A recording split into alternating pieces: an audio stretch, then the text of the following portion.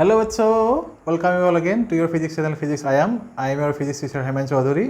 आज हम लोग पढ़ने जा रहे हैं करंट इलेक्ट्रिसिटी का लेक्चर नंबर 13, जिसमें आज हम लोग कवर करेंगे सेल्स के जो टर्मिनल पोटेंशियल डिफरेंस होते हैं वो टर्मिनल पोटेंशियल डिफरेंस ईएमएफ और इंटरनल रेजिस्टेंस के बीच जो रिलेशन होते हैं उसको हम लोग डिराइव करेंगे और उसको कुछ ग्राफ करेंगे इसके रिलेटेड। तो आप लोग देखो पहले ये टॉपिक तो मैंने लिखा है relation between terminal potential difference EMF and internal resistance of a cell. तो इसका हम लोग जो है रिलेशन निकालेंगे। तो पहले देखो हमारे पास एक सर्किट यहाँ पे दिया हुआ है, ये सर्किट। इस सर्किट में हमारे पास एक एक्सटर्नल रेजिस्टेंस है, ये है आप लोगों का सेल्स का सोर्स जो इसका ईएमएफ है ई। ये है आप लोगों का बैटरी का यहाँ पे इनसाइड में जो इंटरनल रेजिस्टेंस होंगे वो है यहाँ पे स्मॉल आर के यहाँ पे दिया हुआ है। और अभी ये जो इंटरनल रेजिस्टेंस यहाँ पे है इसका जो आप लोग वोल्टमीटर यहाँ पे अगर हम लोग कनेक्ट करेंगे, जो आप लोगों को यहाँ पे ईएमएफ दिखेगा वो है आप लोगों का वोल्टमीटर का जो पोटेंशियल डिफरेंस होगा वो होगा आप लोगों का ईएमएफ अभी यहाँ पे, क्योंकि सर्किट जो अभी यहाँ पे है ये क्लोज नहीं है, ये ओपन अभी है। ये है आप लोगों का की इज इन द सर्किट। तो जब सर्किट यहाँ पे क्लोज होगा तो क्या होगा, यहाँ पे टर्मिनल पोटेंशियल डिफरेंस जो होगा वो हमारे पास भी होगा। अभी यहाँ पे क्या है के जो है की इज ओपन, अगर की ओपन होगा तो क्या यहाँ पे क्या होगा, टर्मिनल पोटेंशियल डिफरेंस जो हम लोग इसको बोलते हैं ना वो होगा आप लोग का मैक्सिमम पोटेंशियल एनर्जी, वो होगा आप लोग का ईएमएफ। तो मैंने यहाँ पे ईएमएफ लिखा है ना, तो आप लोग यहाँ पे लिख सकते हो, यहाँ पे लिख सकते हो व्हेन की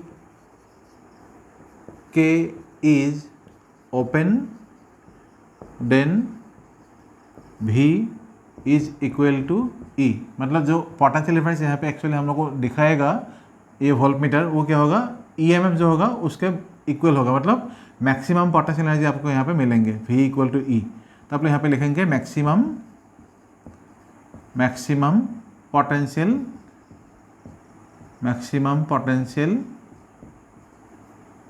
डिफरेंस,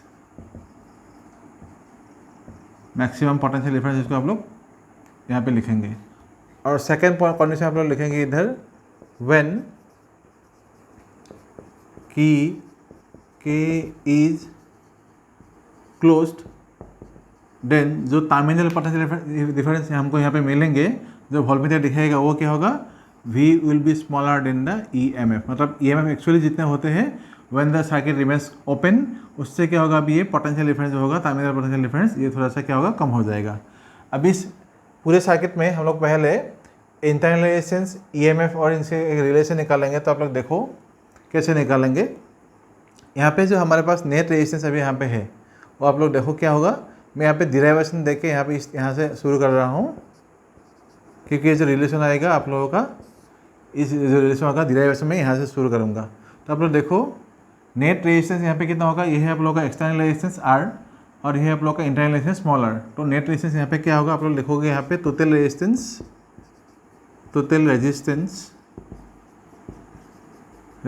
इन द सर्किट वो कितना है, वो है आप लोगों का R प्लस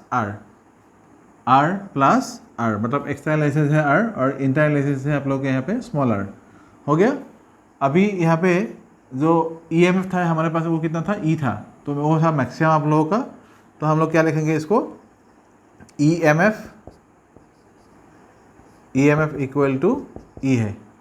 तो सर्किट अगर हम लोगों के पास यहाँ पे सर्किट अगर ओपन होगा तो क्या होगा, करंट तो जाएगा नहीं। सर्किट अगर यहाँ पे क्लोज होगा तभी क्या होगा, करंट जाएगा। तो उसमें करंट कितना मिलेगा हम लोग को, वो आता है I equal to V by R। तो V मतलब क्या होगा, यहाँ पे हमारे पास होगा E और मैक्सिमम पोटेंशियल जो होगा वो होगा आप लोगों का E, और जो रेजिस्टेंस यहाँ पे है वो है R प्लस R। तो करंट कितना होगा आप लोग देखो एक बार सोचो। तो बच्चों पे करंट कितना मिलेगा आप लोगों को, वो होगा आप लोगों का current I equal to E by R plus R। इसको हम लोग देखेंगे अभी क्रॉस मल्टीप्लाई करने से क्या आएगा, E equal to I into R plus I into small r। अभी जो IR है यहाँ पे स्मॉल IR है, इसका लिटरल मीनिंग क्या है आप लोग देखो। ये जो अभी है हमारे पास क्या है, ईएमएफ है। तो यहाँ पे मैक्सिमम का अभी हमको कितना ड्रॉ करना है, I equal to E by R plus R। ये था नेट रेजिस्टेंस, क्रॉस मल्टीप्लाई करने से ये आएगा।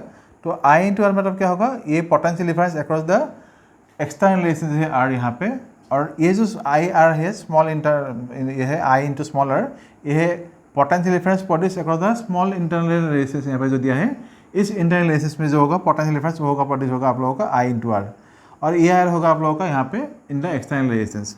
ये इसका मीनिंग एक्चुअली क्या है, देखो सपोज कोई एक चार्ज हमको यहाँ पे इन द सर्किट उसको मूव कराना है, यहाँ पे सपोज सर्किट को हम लोग क्लोज कर दिए, क्लोज करने के बाद क्या होगा, चार्ज फ्लो होगा। चार्ज फ्लो कहाँ से होगा, निगेटिव टर्मिनल से लेके ऐसे पॉजिटिव टर्मिनल की तरफ आएगा। तो आप लोग हम लोग देखेंगे सपोज यहाँ से इस पॉइंट से बैटरी के जो नेगेटिव टर्मिनल यहाँ पे है, सपोज इलेक्ट्रॉन क्या होगा, ऐसे फ्लो होगा, करंट कैसे जाएगा, करंट ऐसे फ्लो होगा, करंट ऐसे फ्लो करेगा। तो यहाँ पे अभी हमको क्या दिखा रहा है, करंट अगर ऐसा आएगा तो इलेक्ट्रॉन कैसे होगा, ऐसे फ्लो करेगा। तो ये होगा आप लोगों का इलेक्ट्रॉन का डायरेक्शन। तो आप लोग देखो अभी यहाँ से इस टर्मिनल से जब इलेक्ट्रॉन जाएगा, ऐसे जाएगा, इलेक्ट्रॉन फ्लो करेगा, फ्लो करने के बाद वो ऐसे आएगा, आने के बाद क्या होगा, इस रेजिस्टेंस के थ्रू वो पास होगा। तो रेजिस्टेंस के थ्रू जब ये करंट पास होगा तो क्या होगा, यहाँ पे एक पोटेंशियल डिफरेंस प्रोड्यूस होगा, वो होगा आप लोगों का आई इंटू आर। और फाइनली वो जो इलेक्ट्रॉन यहाँ से निकले थे तो ऐसे इसके थ्रू अक्रॉस ऐसे आके फाइनली क्या होगा, फिर से बैटरी के पॉजिटिव टर्मिनल में जाएगा, बैटरी के पॉजिटिव टर्मिनल के थ्रू यहाँ से पॉजिटिव टर्मिनल से फिर से उसको कहाँ तक जाना है, इस टर्मिनल तक जाना है, क्योंकि तभी सर्किट कंप्लीट होगा। और जब इस पॉजिटिव टर्मिनल से नेगेटिव टर्मिनल की तरफ जाएगा, वो किससे जाएगा, थ्रू दिस इंटरनल रेजिस्टेंस जाएगा। तो तभी क्या होगा, यहाँ पे दूसरा वर्क डन करना होगा उसको, इलेक्ट्रॉन ये पोटेंशियल डिफरेंस को, मतलब सेल की एनर्जी को, और वो आप लोगों का आई इंटू आर। समझ में आ गया। तो आई इंटू आर कितना वर्क डन है, work done when you are moving the cell from positive terminal of the cell towards the negative terminal of the cell, and ये आई आर कितना है, it is the work done in moving the charge across the external resistance. So समझ में आ गया यहाँ तक। ये सपोज इक्वेशन नंबर 1 है हमारे पास। अभी ये जो रेजिस्टेंस अभी हमारे पास है R, this resistance is connected in parallel to this EMF cell. तो मतलब क्या होगा, इस सेल का जो ईएमएफ होगा वो सेम ईएमएफ यहाँ पे भी क्या होगा, प्रोड्यूस होगा, क्योंकि ये जो एक्सटर्नल रेजिस्टेंस अभी है हमारे पास, ये क्या होगा, इस सेल के पैरेलली कनेक्टेड होगा। तो इसलिए हम लोग यहाँ पे लिख सकते हैं जो टर्मिनल पोटेंशियल डिफरेंस होगा वो क्या होगा, अभी हम लोग लिख सकेंगे यहाँ पे सिंस आर, यहाँ पे लिखेंगे since R is connected, since R is connected parallel to the cell, so potential difference produced is V equal to I into R. ये होगा आप लोग का टर्मिनल पोटेंशियल डिफरेंस जो प्रोड्यूस हो गया after drawing some current from the cell. तो ये होगा आप लोग का V equal to I R. तो हम लोग इसलिए इक्वेशन 1 को अभी यहाँ से कैसे यहाँ पे कैसे लिखेंगे, ये होगा E, ये आई आर के जगह पे हम लोग यहाँ पे लिख देंगे V प्लस यहाँ पे आ जाएगा आप लोगों का I इंटू आर। समझ में आ गया। तो इसको आप लोग एक बार देखो,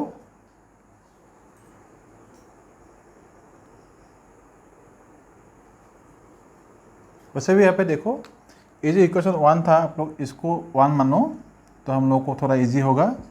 ये इक्वेशन 1 है, सपोज ये इक्वेशन नंबर 2 है। अब इस रिलेशन से हमको अभी मिला है रिलेशन,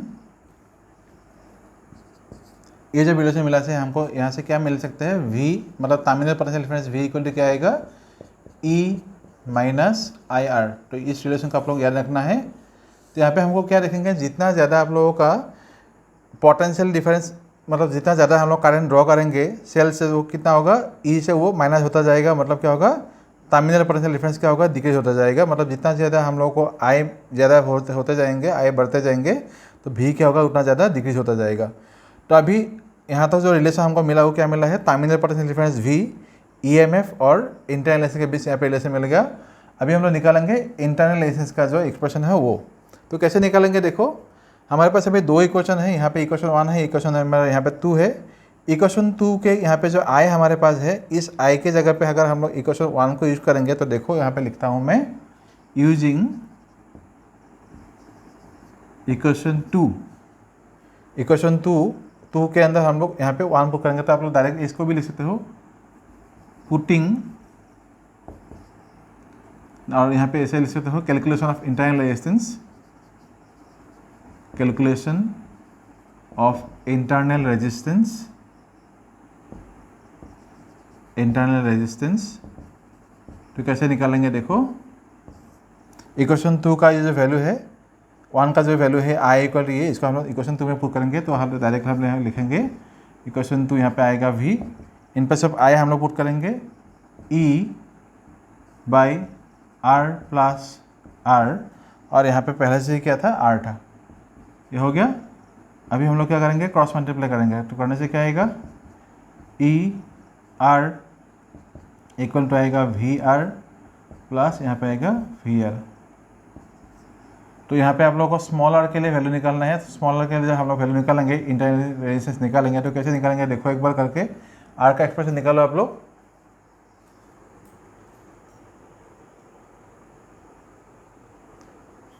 तो बच्चों देखो अभी नेक्स्ट स्टेप हम लोग कैसे करेंगे, आप लोगों ने कर लिया होगा इसको। तो इसको देखो कैसे करेंगे, हमको स्मॉल आर का जो वैल्यू है उसको निकालना है।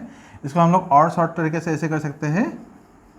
यहाँ पे हम लोग को आर सही है ना, तो अभी हम लोग इसको ऐसे लिखेंगे, सपोज ई, यहाँ पे आर प्लस आर को इधर ले आओ, और ये रिलेशन हो जाएगा आप लोग का E into R by V. इस आर को इस तरफ ले जाने से कैसा दिखेगा, आर आर कॉमन आ जाएगा। तो यहाँ पे हम लोग क्या मिलेंगे, हम लोगों को ई बाई वी माइनस 1 इंटू यहाँ पे आ जाएगा आर। तो ये रिलेशन जो है आप लोगों को इंटरनल रेजिस्टेंस के लिए रिलेशन जो है ये मिल गया आप लोगों को बहुत शॉर्टली। तो इसको आप लोग करके देखो। अभी हम लोग स्पेशल केस में जाएंगे कुछ। तो इसको आप लोग देखो, आर इक्वल टू क्या आएगा फाइनली इंटरनल रेजिस्टेंस के बाद, ये होगा ई बाई वी, मतलब E M F by terminal potential difference minus 1 into the external resistance. तो यही होगा आप लोगों का इंटरनल रेजिस्टेंस के लिए एक्सप्रेशन। तो इसको आप लोग पॉज करके लिखो।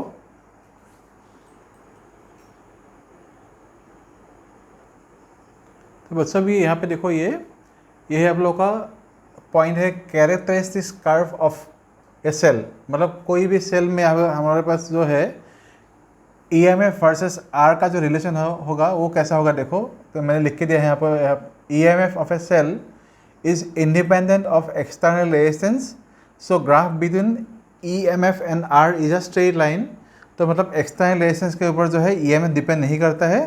तो आर कितना भी आप लोग बढ़ाओ या कितना भी डिक्रीज करो, ई एम एफ हमेशा क्या रहेगा, सेम रहेगा। तो इसलिए यहाँ पे जो ग्राफ होगा, this graph is a straight line and is parallel to the resistance. तो ये ग्राफ है आप लोगों का ई वर्सेस आर। तो इसको आप लोग देख लेना। उसके बाद हमारे पास रिलेशन है वी वर्सेस आर के लिए जो ग्राफ होगा यहाँ पे, मतलब टर्मिनल पोटेंशियल डिफरेंस और रेजिस्टेंस का जो ग्राफ होगा वो कैसा होगा आप लोगों को देखना है। तो पहले हमारे पास एक रिलेशन जो है V equal to E minus I R, और यहाँ से हम लोग क्या निकालेंगे, टर्मिनल पोटेंशियल डिफरेंस जो है वी का एक रिलेशन यहाँ पे निकालेंगे। तो इसके लिए वी, हमारे पास वी पहले से यहाँ पे था, ये ई एम एफ था ई, यहाँ पे आई मतलब क्या होगा वी बाई आर, और ये है आप लोगों का आर। तो यहाँ से अगर हम लोग वी का एक्सप्रेशन निकालेंगे तो कैसा दिखेंगे, तो इसको अगर इस यहाँ पे ले आओगे आप लोग कैसे दिखेंगे, वी होगा इधर plus V by R into small R, और इस तरफ होगा आप लोगों का ई। तो यहाँ पे हम लोग क्या लिखेंगे, v का रिलेशन निकालेंगे तो v आएगा इधर, और यहाँ पे आएगा e बाई, यह आएगा आप लोगों का 1 plus small r by r। तो ये होगा आप लोगों का रिलेशन v के लिए। अभी यहाँ पे कुछ केसेस प्रोड्यूस होंगे, तो देखो कि यहाँ पे क्या क्या प्रोड्यूस होंगे केसेस। सपोज हमारे पास स्पेशल केस यहाँ के अगर देखेंगे तो क्या आएगा देखो, कंडीशन नहीं तो यहाँ पर कंडीशन लिखेंगे। सपोज से कंडीशन नंबर 1, कंडीशन नंबर 1 यहाँ पे हम लोग क्या देख सकते हैं, या कंडीशन नंबर इसको ए भी आप लोग लिख सकोगे। तो सपोज हमारे पास ये जो स्मॉल आर है यहाँ पे कैपिटल है, आप लोग यहाँ पे देखोगे व्हेन आर डिक्रीजेस तो क्या होगा, वी क्या होगा, डिक्रीज होगा। आर अगर यहाँ पे डिक्रीज होगा क्या होगा, वी भी यहाँ पे डिक्रीज होगा। कैसे डिक्रीज होगा देखो, आर का वैल्यू अगर यहाँ पे डिक्रीज होगा तो क्या होगा, ये जो स्मॉल आर है ये कैपिटल आर है, कैपिटल आर का स्मॉल आर यहाँ पे स्मॉल आर है, इससे आपको इसको डिवाइड करना है, इंटरनल रेजिस्टेंस को एक्सटर्नल रेजिस्टेंस के डिवाइड करना है। तो एक्सटर्नल रेजिस्टेंस का वैल्यू अगर कम हो गया तो ये वैल्यू क्या होगा, बढ़ जाएगा। ये वैल्यू अगर बढ़ जाएगा तो क्या होगा, 1 के साथ प्लस होगा, और बढ़ जाएगा तो क्या होगा, फाइनली v का वैल्यू क्या होगा, कम हो जाएगा। तो हम लोग यहाँ पे लिख सकते हैं, यहाँ पे लिखेंगे if r decreases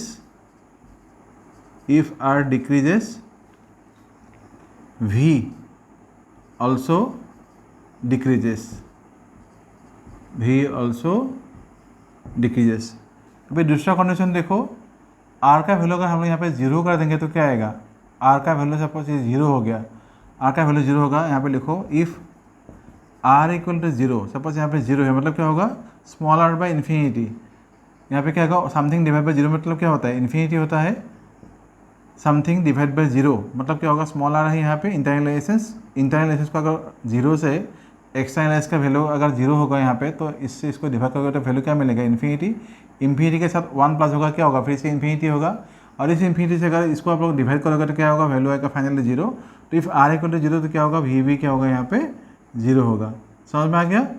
third case देखो, इफ़ ये स्मॉल आर और कैपिटल आर दोनों इक्वल हो गया, suppose external resistance is equal to the internal resistance, तो क्या होगा वैल्यू, ये दोनों अगर इक्वल होगा तो क्या वैल्यू क्या आएगा v इक्वल टू क्या आएगा e/2। कैसे 2 आएगा, r by R equal to 1, 1 plus 1 is 1, तो 2 हो गया नीचे, सो होगा e/2।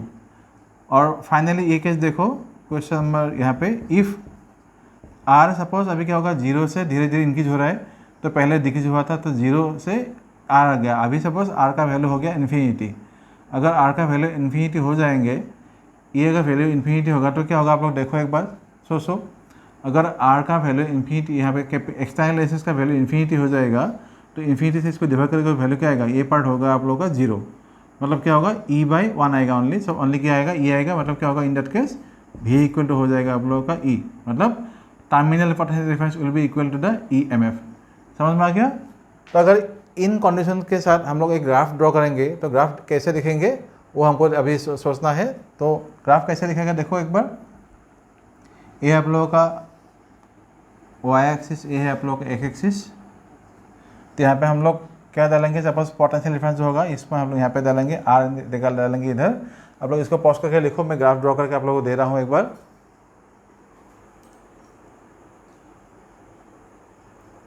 तो बच्चों देखो अभी अगर हम लोग यहाँ पे ग्राफ ड्रॉ करेंगे तो यहाँ पे हम लोग डालेंगे v और यहाँ पे डालेंगे हम लोग r, मतलब रेजिस्टेंस ऐसे इंक्रीज होता जाएगा, तो क्या होगा पोटेंशियल डिफरेंस भी क्या होगा धीरे धीरे इंक्रीज होता जाएगा। तो आप लोग देखो ये बिगिनिंग में जीरो था, तो सपोज यहाँ से क्या होगा पहले हम लोग देखेंगे r जब जीरो होगा v भी जीरो होगा, तो ये पॉइंट होगा आप लोग r जीरो और v जीरो, फर्स्ट कंडीशन हो गया।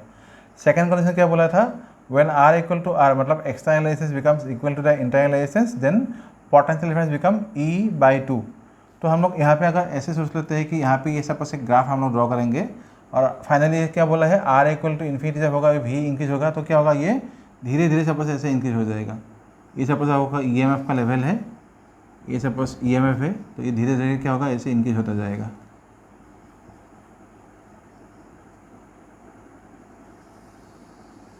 ये ऐसे होके इंक्रीज होता जाएगा। तो यहाँ पे अगर हम लोग देखेंगे सपोज ए पॉइंट हम लोग ले लेते हैं इधर, तो ये सपोज हमारे पास जो है ये suppose small r equal to जब r होगा तभी जो EMF होगा हमारे पास वो होगा आप लोगों का v इक्वल टू e/2। तो इस पॉइंट को होगा हमारे पास v इक्वल टू e/2।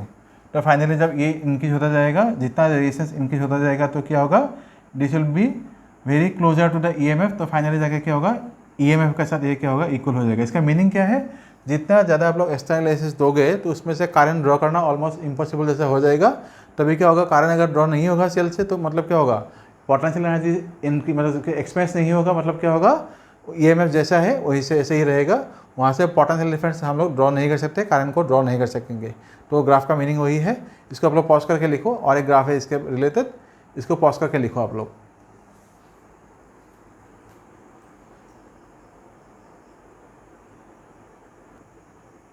तो बच्चे अभी यहाँ पे ग्राफ देखो, ये आप लोग का V वर्सेस I ग्राफ, मतलब पोटेंशियल डिफरेंस है यहाँ पे, कारण है इधर। और इस जो रिलेशन हमारे पास है V equal to E minus IR, इसको हम लोग ऐसे भी लिख सकते हैं V equal to minus IR plus E। तो यहाँ पे हम लोग जो ग्राफ ड्रॉ कर रहे हैं यहाँ पर देखो, अलॉन्ग y एक्सिस है हमारे पास V और अलॉन्ग x एक्सिस है हमारे पास है I। तो ये जो हम लोगों के पास ग्राफ जो ये जो रिलेशन दिया है V equal to minus IR plus E, ये थोड़ा सा क्या होगा y equal to mx plus c के साथ क्या है ये रिजेंबल करता है। मतलब ये जो ग्राफ जो है रिलेशन है v equal to minus IR plus E, ये क्या है y equal to mx plus c जैसा दिखता है। तो आप लोग देखो अभी अलॉन्ग v एक्सिस हमारे पास क्या है, अलॉन्ग y एक्सिस हमारे पास है v, तो v को हम लोग y से रिप्रेजेंट कर रहे हैं। देखो यहाँ पे जो आप लोग के पास a है, कारण है I, तो ये जो r है आप लोगों को यहाँ पर स्लोप दे रहा है m, यहाँ से जो r दिख रहा है ना r आप लोग को यहाँ पे m है, और सी जो है आप लोगों का यहाँ पे ई है, intercept on the Y axis, और आई जो है आप लोगों के पास ए सपोज एक्स है, अलॉन्ग एक्सिस है आप लोगों का आई। अगर हम लोग यहाँ पे देखेंगे पॉइंट ए में, यहाँ पे पॉइंट ए में अगर देखेंगे तो क्या होगा, यहाँ पे कारण यहाँ पे इस पॉइंट पे क्या होगा, 0 होगा। तो यहाँ पर लिखेंगे at a I equal to 0। अगर at a I equal to 0 होगा, पर देखो अगर ये एट ए पॉइंट आई यहाँ पे क्या है, आई ऐसे धीरे धीरे इंक्रीज हो रहा है ना, तो इस पॉइंट पे क्या होगा, 0 होगा। मतलब ए पे यहाँ पे 0 है, तो आई इक्वल टू 0 होगा तो क्या होगा, यहाँ पे आप लोग 0 पुट करेंगे तो क्या आएगा, आप लोग को मिलेंगे v इक्वल टू ई। ठीक है, अभी दूसरा कंडीशन देखो, एट बी पॉइंट पे अगर हम देखेंगे एट बी क्या हो रहा है, यहाँ पे पोटेंशियल डिफरेंस जो है वो भी यहाँ पे 0 हो रहा है बी पे, तो हम लोग लिखेंगे v इक्वल टू 0। अगर यहाँ पे v इक्वल टू 0 हो जाएगा, यहाँ से हमको क्या कौन सा रिलेशन मिलेंगे, v 0 हो गया मतलब क्या होगा, ये पार्ट क्या होगा, e equal to I R बन जाएगा। मतलब क्या होगा, r equal to E by I, r equal to E by I मिल जाएगा। जब r equal to E by I मिल जाएगा तो ये होगा आप लोगों का क्या है, निगेटिव स्लोप। तो यहाँ पे आप लोग देखो निगेटिव स्लोप है, r ऑलरेडी माइनस था, तो हम यहाँ पे कैसे लिख सकेंगे, r equal to E by हो, तो यहाँ पर हम लिखोगे negative slope of V I graph.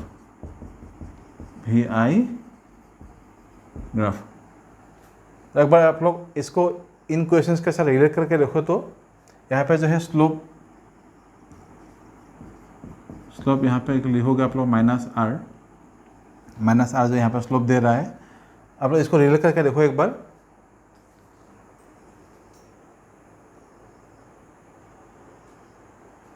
इस पॉइंट के लिए बच्चों आप लोग यहाँ पे लिख सकते हो इंटरसेप्ट ऑन वाई एक्सिस। मतलब ये जो v इक्वल टू ई हो गया, मतलब क्या होगा, यहाँ पे इस पॉइंट पे ई जो हो गया, ये होगा आप लोगों का इंटरसेप्ट ऑन वाई एक्सिस आप लोग लिख सकते हो। ठीक है, समझ में आ गया आपको। एक ग्राफ आप लोग पॉज करके लिखो, मैं न्यूमेरिकल दे रहा हूँ एक।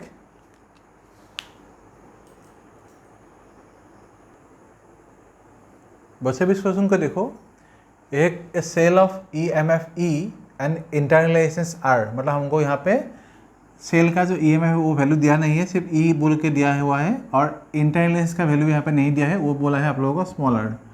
Given a current of 0.5 ampere with external resistance 12 ohm. मतलब जब हम लोग एक्सटर्नल रेजिस्टेंस 12 ओम कनेक्ट करेंगे इस सर्किट के साथ, तो करंट मिलेंगे 0.5 एम्पियर, और बोला है 0.25 ampere current when external resistance is 25 ओम।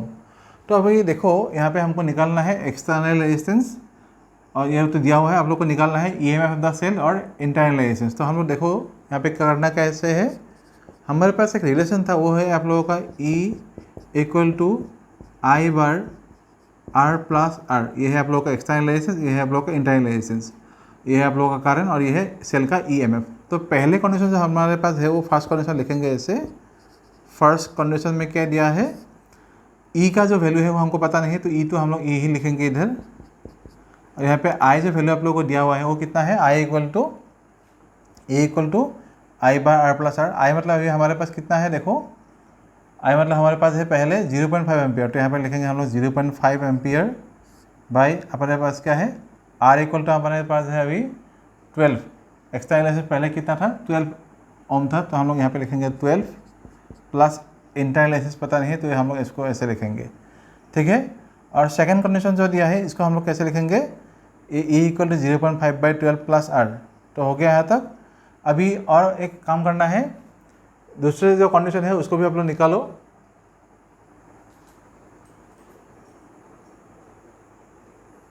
बस ये थोड़ा गलत हो गया, इसको आप लोग करेक्ट करो। ये होगा आई, ये होगा E, I equal to V बार आता है ना, तो यहाँ पे होगा I equal to E by R plus R. तो यहाँ पे वैल्यू हमको मिलेंगे, आई का वैल्यू है आप लोगों का यहाँ पे 0.5, और यहाँ पे होगा आप लोगों का ई। इसको अगर क्रॉस मल्टीप्लाई करेंगे तो हमको वैल्यू क्या मिलेंगे, देखो ई इक्वल टू ये 12.5 मतलब यहाँ पे आ जाएगा 6 प्लस ये आएगा आप लोगों का 0.5 आर। ये हो गया इक्वेशन नंबर 1।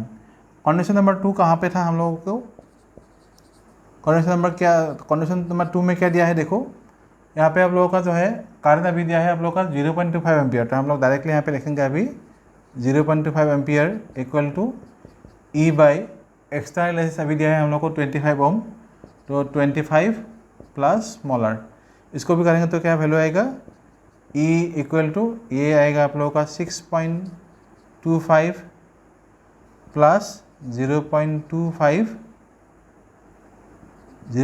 आर, ये हो गया आप लोगों का इक्वेशन नंबर 2। अभी जैसे भी हो इक्वेशन नंबर 1 और 2 में जो हमको यहाँ पे जो EMF मिल रहा है, this EMF is for the same cell, तो मतलब क्या होगा, दोनों का सेम, अगर सेल सेम होगा तो EMF भी सेम होगा। तो हम लोग यहाँ पे ऐसे कर सकते हैं, इक्वेशन 1 और 2 को इक्वल करेंगे क्योंकि दोनों का EMF अभी सेम है, क्योंकि सेम सेल के बारे में यहाँ पे बोला गया है, इसलिए हम लोग लिखेंगे from equation 1 and 2, from equation 1 and 2 क्या मिलेंगे हम लोगों को, इसको हम लोग इक्वल कर सकेंगे। तो इक्वल करने से कैसे आएगा, अब देखो 6 plus 0.5 R equal to 6.25 plus 0.25 are.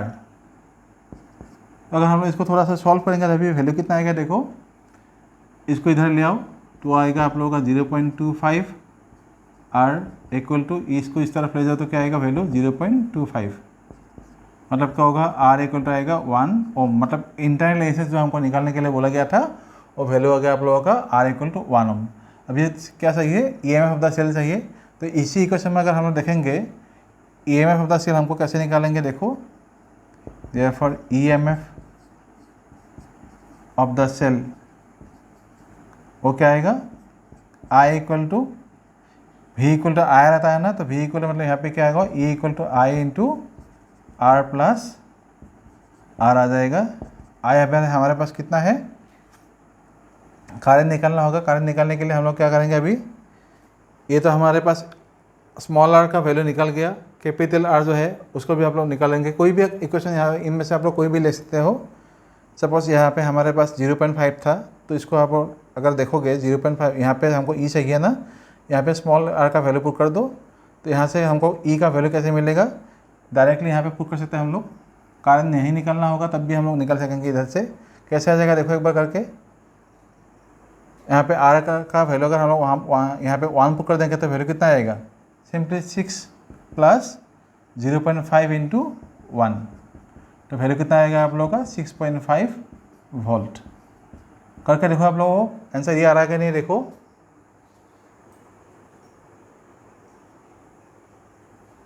Value निकल गया बच्चों। तो आज इस वीडियो को हम लोग यहीं पे रखते हैं। नेक्स्ट वीडियो में जो होगा और थोड़ा न्यूमेरिकल लाएंगे related to internal resistance external resistance सबको मिला के ग्रुपिंग ऑफ सेल्स के बारे में हम लोग अच्छे से पढ़ेंगे नेक्स्ट वीडियो में। तो वीडियोज़ में बने रहिए, वीडियोज़ को फॉलो करते रहिए, घर में अच्छे से पढ़ते रहिए, तभी आप लोगों का जो एग्ज़ाम में फाइनली जो मार्क आएगा वो अच्छा होगा। लेकिन अभी से पढ़ना है, एग्ज़ाम से पहले नहीं। एग्ज़ाम से पहले पढ़ने से कुछ नहीं होता है, अभी से पढ़ना होगा, तभी से जो है आप लोगों का कॉन्सेप्ट बिल्डअप होगा, कॉन्फिडेंस आएगा, लिखने का स्पीड बढ़ेगा, कैलकुलेशन मिस्टेक कम होगा। तो ये सब आप लोग अभी से करना है, एग्ज़ाम से पहले नहीं करना है। तो अच्छे से पढ़ते रहिए। समर ब्रेक अगर मिल रहा है तो बहुत ज़्यादा टाइम उसको जो है टाइम को जुडिशियसली यूज़ कीजिए। कम से कम 10 to 12 आवर्स पढ़िए एवरी डे, तभी आप लोगों का रिजल्ट जो है अच्छा होगा। और आज के लिए इतना ही। Thank you so much. Videos को फॉलो करते रहिए। Thank you.